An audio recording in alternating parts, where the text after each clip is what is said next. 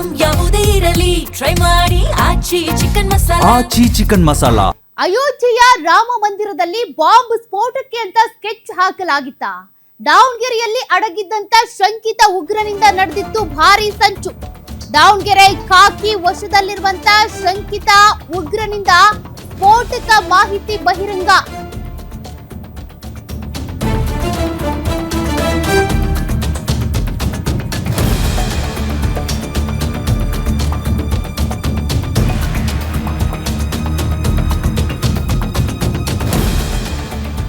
ಪೊಲೀಸರ ಮುಂದೆ ಶಂಕಿತ ಉಗ್ರ ಸುಹೇಲ್ ಬಿಚ್ಚಿಟ್ಟಂತ ಸ್ಫೋಟಕ ಮಾಹಿತಿ. ರಾಮ ಮಂದಿರವನ್ನ ಬಾಂಬ್ ಇಟ್ಟು ಸ್ಫೋಟಿಸೋದಕ್ಕೆ ನಾನು ಬಯಸಿದ್ದೆ ಅಂತ ಆತ ಹೇಳಿದ್ದಾನೆ. ಪೊಲೀಸ್ ವಿಚಾರಣೆ ವೇಳೆ ಬಾಯ್ಬಿಟ್ಟಂತ ಶಂಕಿತ ಉಗ್ರ ಸುಹೇಲ್, ಈತನ ಮೊಬೈಲ್ನಲ್ಲಿ ಪಾಕಿಸ್ತಾನದ ಕೋಡ್ ಹೊಂದಿರುವ ಗ್ರೂಪ್ಗಳು ಪತ್ತೆಯಾಗಿವೆ. ಮಾರಕಾಸ್ತ್ರಗಳನ್ನ ಹಿಡಿದಿರುವ ಚಿತ್ರಗಳು ಪತ್ತೆಯಾಗಿದ್ದು ಇದು ಭಾರಿ ಆತಂಕಕ್ಕೆ ಕಾರಣವಾಗಿದೆ. ಪಾಕ್ ಸಂಘಟನೆಗಳ ಜೊತೆ ನಂಟು ಹೊಂದಿರೋದ್ರ ವಿಚಾರ ಕೂಡ ಬಹಿರಂಗ ಆಗಿದೆ. ವಿಧ್ವಂಸಕ ಕೃತ್ಯಗಳ ಹಿನ್ನೆಲೆ ಇರುವ ಸಂಘಟನೆಗಳ ಜೊತೆ ಸುಹೇಲ್ಗೆ ನಂಟಿದೆ. ಹರಿಹರ ಪಕ್ಕದ ಫ್ಯಾಕ್ಟರಿಯಲ್ಲಿ ಪೇಂಟಿಂಗ್ ಕೆಲಸ ಮಾಡ್ತಿದ್ದಂತ ಸುಹೇಲ್ಗೂ ಈ ಉಗ್ರರ ಸಂಘಟನೆಗಳಿಗೂ ಏನ್ ಸಂಬಂಧ, ಯಾವಾಗಿಂದ ಸಂಬಂಧ? ಗ್ರಾಮದಲ್ಲಿ ಬಾಡಿಗೆ ಮನೆಯಲ್ಲಿ ವಾಸವಿದ್ದಂತ ಈ ಒಂದು ಶಂಕಿತ ಉಗ್ರ ಹರಿಹರ ಗ್ರಾಮಾಂತರ ಠಾಣೆಯಲ್ಲಿ ಶಂಕಿತ ಉಗ್ರ ಸುಹೇಲ್ ಮೇಲೆ ಎಫ್ಐಆರ್ ದಾಖಲಾಗಿದ್ದು ತನಿಖೆ ಮುಂದುವರೆದಿದೆ. ಆತನನ್ನ ವಿಚಾರಣೆಗೆ ಒಳಪಡಿಸಿದಾಗ ಸಾಕಷ್ಟು ಆತಂಕಕಾರಿ ಮಾಹಿತಿಗಳು ಹೊರಬಿದ್ದಿವೆ. ಸ್ಫೋಟಕ ವಿಚಾರಗಳನ್ನ ಆತನೇ ಬಾಯಿ ಬಿಟ್ಟಿದ್ದಾನೆ. ರಾಮ ಮಂದಿರವನ್ನ ಬಾಂಬ್ ಇಟ್ಟು ಸ್ಫೋಟ ಮಾಡೋದಕ್ಕೆ ಅಂತ ನಾನ್ ಬಯಸಿದ್ದೆ ಅಂತ ಆತನೇ ಹೇಳ್ಕೊಂಡಿದ್ದಾನೆ. ಹಾಗಾದ್ರೆ ಈತನ ಹಿಂದಿರುವಂತ ಸೂತ್ರಧಾರಿ ಯಾರು? ಈತನಿಗೂ ಕೆಲ ಉಗ್ರ ಸಂಘಟನೆಗಳಿಗೂ ಲಿಂಕ್ ಇದೆಯಂತೆ. ಅದಕ್ಕೆ ಸಂಬಂಧಪಟ್ಟಂತೆ ಕೆಲ ಮಾಹಿತಿಗಳು ಕೂಡ ಆತನ ಮೊಬೈಲ್ ನಲ್ಲೇ ಪತ್ತೆಯಾಗಿದ್ದಾವೆ. ಆತಂಕಕಾರಿ ಸುದ್ದಿ. ಅದರ ಜೊತೆಗೆ ರಾಮ ಮಂದಿರವನ್ನ ಉಡಿಸ್ ಮಾಡೋದಕ್ಕೆ ಅಂತ ಈತನಿಗೆ ಹಾಗಾದ್ರೆ ಹೇಳಿದ್ಯಾರು? ಈತ ಬಯಸಿದ್ದ ಅಂತ ಹೇಳಿಕೆ ಕೊಟ್ಟಿದ್ದಾನೆ ಅಂದ್ರೆ ಈತ ಮಾತ್ರನಾ? ಈತನ ಹಿಂದೆ ಇನ್ನೂ ಯಾರಾದ್ರೂ ಇದ್ದಾರಾ? ಅದ್ರ ಬಗ್ಗೆ ಈಗ ಪೊಲೀಸರು ತನಿಖೆ ಮಾಡ್ತಾ ಇದ್ದಾರೆ. ಸುಹೇಲ್ ಅನ್ನುವಂಥವನ್ನ ಈಗ ವಶಕ್ಕೆ ಪಡೆದು ತನಿಖೆ ಮುಂದುವರೆದಿದೆ. ದಾವಣಗೆರೆ ಜಿಲ್ಲೆಯ ಹರಿಹರ ಪೊಲೀಸ್ ಠಾಣೆ ವ್ಯಾಪ್ತಿಯಲ್ಲಿ ಬರ್ತಕ್ಕಂಥ ಒಂದು ಗ್ರಾಮದಲ್ಲಿ ನಮ್ಮ ಪೊಲೀಸ್ ಸಬ್ ಇನ್ಸ್ಪೆಕ್ಟರ್ ಒಂದು ಖಚಿತ ಮಾಹಿತಿಯ ಮೇರೆಗೆ ಅನುಮಾನಾಸ್ಪದ ವ್ಯಕ್ತಿಯೊಬ್ಬನ ವಶಕ್ಕೆ ಪಡೆದು ವಿಚಾರ ಮಾಡಲಾಗಿ ಈ ಸದರಿ ವ್ಯಕ್ತಿ ಸುಮಾರು 20 ವರ್ಷ ವಯಸ್ಸುಳ್ಳ ಈತನು ಮೂಲತಃ ಉತ್ತರ ಪ್ರದೇಶದ ವಾಸಿಯಾಗಿದ್ದು ಸುಮಾರು 15 ದಿನಗಳ ಹಿಂದೆ ಹರಿಹರ ಗ್ರಾಮಾಂತರ ಪೊಲೀಸ್ ಠಾಣೆ ವ್ಯಾಪ್ತಿಯಲ್ಲಿ ಬರ್ತಕ್ಕಂಥ ಒಂದು ಖಾಸಗಿ ಫ್ಯಾಕ್ಟ್ರಿಯಲ್ಲಿ ಪೇಂಟಿಂಗ್ ಕೆಲಸಕ್ಕಾಗಿ ಬಂದು ಅಲ್ಲೇ ಹತ್ತಿರದಲ್ಲಿರ್ತಕ್ಕಂಥ ಒಂದು ಗ್ರಾಮದಲ್ಲಿ ವಾಸ ಮಾಡ್ಕೊಂಡಿದ್ದರು.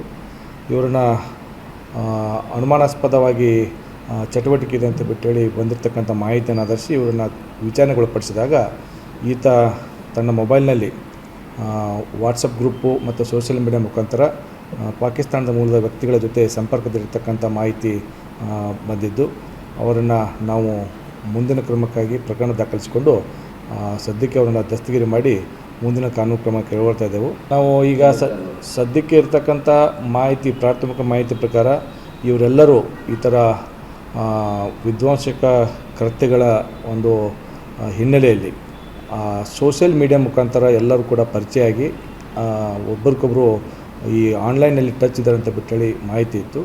ಇವರ ಒಂದು ವೆರಿಫೈ ಮಾಡಿದಾಗ ಆ ಥರ ಪ್ರಾಥಮಿಕವಾಗಿ ಬೆಳಕಿಗೆ ಬಂದಿದೆ. ಈ ಹಿಂದೆ ಕೂಡ ತುಮಕೂರು ಜಿಲ್ಲೆಯಲ್ಲಾಗಿರ್ತಕ್ಕಂಥ ಪ್ರಕರಣಕ್ಕೆ ಇದಕ್ಕೆ ಸಾಮರ್ಥ್ಯ ಇದೆ ಅಂತ ಬಿಟ್ಟೇಳಿ ತನಿಖೆಯಿಂದ ನಾವು ಮುಂದೆ ಖಚಿತಪಡಿಸ್ತೇವೆ. ನಿನ್ನೆ ದಿನ ಮತ್ತಷ್ಟು ಡೀಟೇಲ್ಸ್ ಕೊಡ್ತಾರೆ ಪ್ರತಿನಿಧಿ ಮಲ್ಲಿಕಾರ್ಜುನ್ ಕೈದಾಳೆ. ಮಲ್ಲಿಕಾರ್ಜುನ್, ಈ ಶಂಕಿತ ಉಗ್ರರ ಬಗ್ಗೆ ಪತ್ತೆ ಆಗಿದ್ದ ಹೇಗೆ, ಮಾಹಿತಿ ಸಿಕ್ಕಿದ್ದು ಅಥವಾ ಸುಳಿವು ಸಿಕ್ಕಿದ್ದ ಹೇಗೆ, ಸದ್ಯದ ತನಿಖೆ ಎಲ್ಲಿಗೆ ಬಂತು, ಏನ್ ಡೀಟೇಲ್ಸ್ ಸಿಗ್ತಾ ಇದೆ? ಏನಂತಾರೆ, ದಾವಣಗೆರೆ ಜಿಲ್ಲೆ ಹರಿಹರದ ಖಾಸಗಿ ಫ್ಯಾಕ್ಟರಿ ಒಂದರಲ್ಲಿ ಶಂಕಿತ ಉಗ್ರನನ್ನ ಕೇಂದ್ರ ಗುಪ್ತಚರ ಇಲಾಖೆ ಮತ್ತು ಸ್ಥಳೀಯ ಪೊಲೀಸರಿಂದ ಬಂಧನ ಮಾಡಿರ್ತಕ್ಕಂಥದ್ದು. ಅಂದ್ರೆ ಏನು ಉಗ್ರ ಆಗಿರ್ತಕ್ಕಂತಹ ಸುಹೇಲ್ ಅಂತ ಏನಿದ್ದಾನೆ, ಈತನಿಂದ ಏನ್ ಬಾಯಿ ಬಿಡಿಸಿದಾಗ ಅಥವಾ ವಿಚಾರಣೆ ಮಾಡಿದಾಗ ಒಂದು ಸ್ಫೋಟಕ ಸತ್ಯ ಹೊರಗೆ ಬರ್ತಕ್ಕಂಥದ್ದು. ಅಂದ್ರೆ ತಮ್ಮ ವಿಚಾರಣೆ ಸಂದರ್ಭದಲ್ಲಿ ಹೇಳ್ತಕ್ಕಂಥದ್ದು ಏನಂತಂದ್ರೆ, ರಾಮ ಮಂದಿರವನ್ನ ಏನಿದೆ ಅಯೋಧ್ಯೆಯಲ್ಲಿರ್ತಕ್ಕಂಥ ರಾಮ ಮಂದಿರವನ್ನ ಬಾಂಬ್ನಿಂದ ಸ್ಫೋಟಗೊಳಿಸುವಂತ ಒಂದು ಎಲ್ಲ ರೀತಿಯಾದಂತಹ ಒಂದು ಕೆಲಸಕ್ಕೆ ನಾವು ಸಿದ್ಧರಾಗಿದ್ವಿ ಅನ್ನೋ ಒಂದು ಸ್ಫೋಟಕ ಮಾಹಿತಿ ಇದೆ, ಅದನ್ನ ಬಹಿರಂಗಪಡಿಸಿರ್ತಕ್ಕಂಥದ್ದು. ಅಂದ್ರೆ ಹರಿಹರ ಗ್ರಾಮಾಂತರ ಪೊಲೀಸ್ ಠಾಣಾ ವ್ಯಾಪ್ತಿಯಲ್ಲಿರ್ತಕ್ಕಂಥ ಒಂದು ಖಾಸಗಿ ಫ್ಯಾಕ್ಟರಿ ಇದೆ. ಕಳೆದ 15 ದಿನಗಳ ಹಿಂದೆ ಅಷ್ಟೇ ಆತ ಏನು ಪೇಂಟಿಂಗ್ ಮಾಡ್ಲಿಕ್ಕೆ ಬಂದಿರ್ತಕ್ಕಂಥದ್ದು. ಪೇಂಟಿಂಗ್ ಮಾಡಿದ ನಂತರದಲ್ಲಿ ಈತ ಸ್ಥಳೀಯವಾಗಿರ್ತಕ್ಕಂಥ ಒಂದು ಗ್ರಾಮದಲ್ಲಿ ಒಂದು ರೂಮ್ ಪಡೆದಲ್ಲಿ ವಾಸವಂತ ಸಂದರ್ಭದಲ್ಲಿ ಈತ ಕೆಲವೊಂದು ಉಗ್ರ ಸಂಘಟನೆಗಳು ಏನಿದ್ದಾವೆ ಆ ಜೊತೆಗೆ ಏನು ಸಂಪರ್ಕ ಹೊಂದಿದ್ದ ಅನ್ನುವಂಥ ಮಾಹಿತಿ, ಅಂದ್ರೆ ಒಂದು ಖಚಿತ ಮಾಹಿತಿಯ ಮೇರೆಗೆ ಜೊತೆಗೆ ಇದು ಪಾಕಿಸ್ತಾನದ ಕೋಡ್ ಇರ್ತಕ್ಕಂಥ, ಅಂದ್ರೆ ಭಾರತದ ದೇಶದ ಪಿನ್ ಕೋಡ್ ಏನು ಫೋನ್ ಕೋಡ್ ಅಂತ 91 ಒಂದು ಬಂದ್ರೆ ಅದು 92 ಅಂತ ಏನೋ ಒಂದು ಕೋಡ್ ಬರುತ್ತೆ. ಆ ಒಂದು ನಂಬರ್ ಮುಖಾಂತರವಾಗಿ ಮೆಸೇಜ್ ಮಾಡ್ತಕ್ಕಂಥದ್ದು, ಅವ್ರ ಜೊತೆಗೆ ಸಂಪರ್ಕವನ್ನು ಬೆಳೆಸುವಂತ ಒಂದು ಕೆಲಸವನ್ನ ಮಾಡ್ತಾ ಇದ್ದ. ಇದರ ಜೊತೆಗೆ ಮೆಮೋ ಮತ್ತು ಜುಟ್ಟು 333 ರಾಣಾಬಾಯಿ 333 ಅನ್ನೋ ಒಂದು ಗ್ರೂಪ್ಗಳು ಏನಿವೆ, ಒಂದು ವಾಟ್ಸ್ಆಪ್ ಗ್ರೂಪ್ ಮತ್ತೆ ಇನ್ಸ್ಟಾಗ್ರಾಮ್ ಗ್ರೂಪ್ಗಳು ಅಥವಾ ಏನು ಟೆಲಿಗ್ರಾಮ್ ಗ್ರೂಪ್ ಅಂತ ಏನಿದೆ, ಈ ಗ್ರೂಪ್ಗಳಲ್ಲಿ ಈತ ಸಕ್ರಿಯವಾಗಿ ಪಾಲ್ಗೊಳ್ತಾ ಇದ್ದ. ಮತ್ತೆ ಇಲ್ಲಿ ಹಲವು ರೀತಿಯಾದಂತಹ ಒಂದು ವಿಧ್ವಂಸಕ ಕೃತ್ಯಕ್ಕೆ ಸಂಬಂಧಪಟ್ಟಂತೆ ಒಂದು ಚರ್ಚೆಗಳು ಕೂಡ ನಡೀತಾ ಇದ್ವು. ಇದಕ್ಕೆ ಎಲ್ಲಾ ರೀತಿಯಾದಂತಹ ಈತ ಒಂದು ಸಪೋರ್ಟ್ ಮಾಡುವಂತದ್ದು ಮತ್ತೆ ಒಂದು ಲೈಕ್ ಕೊಡುವಂತ ಒಂದು ಕೆಲಸವನ್ನ ಮಾಡ್ತಾ ಇದ್ದಾರೆ. ಜೊತೆಗೆ ಇವನ ಕೈಯಲ್ಲಿ ಒಂದು ಉಗ್ರರು ಏನು ಬರ್ತಕ್ಕಂಥ ಒಂದು ಬಂದೂಕುಗಳು ಏನಿದೆ, ಒಂದು ಮಾರಕಾಸ್ತ್ರಗಳು ಏನಿದೆ, ಅದನ್ನ ಇಟ್ಕೊಂಡು ಫೋಟೋವನ್ನು ಕೂಡ ತೆಗೆಸುವಂತ ಒಂದು ಚಿತ್ರಗಳು ಕೂಡ ಸಿಕ್ಕಿರ್ತಕ್ಕಂಥದ್ದು. ಸೊ ಎಲ್ಲ ಒಂದು ಖಚಿತ ಮಾಹಿತಿಯನ್ನು ಪಡೆದಂತಹ ಕೇಂದ್ರ ಗುಪ್ತಚರ ಇಲಾಖೆ ಮತ್ತೆ ಸ್ಥಳೀಯ ಪೊಲೀಸರ ನೆರವಿನಿಂದ ಈ ಒಂದು ಶಂಕಿತ ಉಗ್ರರನ್ನ ಈಗ ಬಂದಿರ್ತಕ್ಕಂಥದ್ದು. ಮತ್ತೆ ಏನು ಈ ಉಗ್ರ ಏನಿದೆ ಈ ಹಿಂದೆ ಬಂಧನವಾಗಿರ್ತಕ್ಕಂಥ ತುಮಕೂರಲ್ಲಿ ಬಂದಿರ್ತಕ್ಕಂಥ ಏನು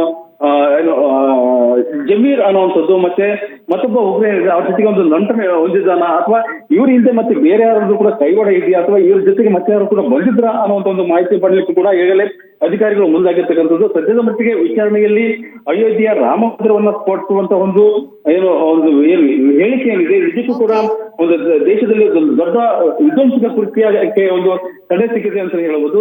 ಸದ್ಯದ ಮಟ್ಟಿಗೆ ಈ ಒಂದು ಆರೋಪಿಯನ್ನ ಮತ್ತೆ ಏನು ಶಂಕಿತ ಉಗ್ರನನ್ನ ಬಂದು ಹೆಚ್ಚಿನ ವಿಚಾರಣೆಗೆ ಹೇಗೆ ಒಳಪಡಿಸಿರ್ತಕ್ಕಂಥದ್ದು. ಮುಂದೆ ಇಲ್ಲಿ ಏನೆಲ್ಲ ವಿಚಾರಗಳು ಬಯಲಿಗೆ ಬರ್ತವೆ ಅನ್ನೋದು ಕೂಡ ಕಾದು ನೋಡಬೇಕಾಗಿರ್ತಕ್ಕಂಥದ್ದು. ಸೌಖ್ಯ. Thank you Mallikarjun ಡೀಟೇಲ್ಸ್ಗೆ.